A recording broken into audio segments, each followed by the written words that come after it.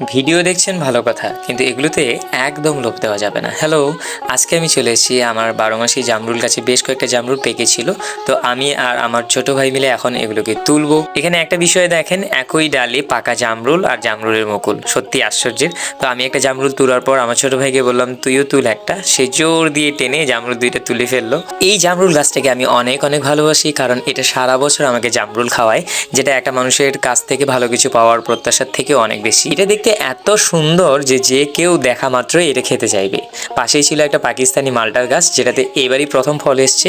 সেটা দেখে তো আরো মনটা অনেক ভালো হয়ে গেল। এই ড্রাগন গাছটি এখন পর্যন্ত আমাকে ফল দেয়নি। এটা হচ্ছে 12 মাসি মিষ্টি আমড়ার গাছ, যেটাতে মুকুল এসছে, দেখতেই পাচ্ছেন কি চমৎকার। এইটা কি বলেন তো? এইটা হচ্ছে কাঠগোলাপ, অনেক মানুষের প্রিয় ফুল। এবার আমি জামরুলগুলোকে ভালো করে ধুয়ে একটা প্লেটের মধ্যে রেখে দিয়েছি। প্রথমে লঙ্কা দিলাম, তারপরে লবণ, পরিমাণ মতো তেল দিয়ে হালকা করে নেড়ে নিলেই এটা খাওয়ার জন্য প্রস্তুত হয়ে যাবে। প্রথমেই আমার ছোট ভাইকে দিতে হবে, কারণ সে অনেকক্ষণ থেকে ওয়েট করছিল খাওয়ার জন্য। তারপর আমি আমার ক্যামেরাম্যানকে দিচ্ছি। এবার আমি নিজে খেয়ে দেখছি আসলে এটা খেতে কেমন লাগে। যদি সত্যি কথা বলি তাহলে এটা খেতে অসাধারণ, আর তার সাথে একটা কাঁচা লঙ্কা থাকলে এটা স্বাদ তো আরো দ্বিগুণ বেড়ে যাবে। আমার এই ছোট্ট ব্লগ ভিডিওগুলো আপনাদের কাছে কেমন লাগে অবশ্যই জানাতে ভুলবেন না। আজকে পর্যন্তই, ভালো থাকবেন, টাটা।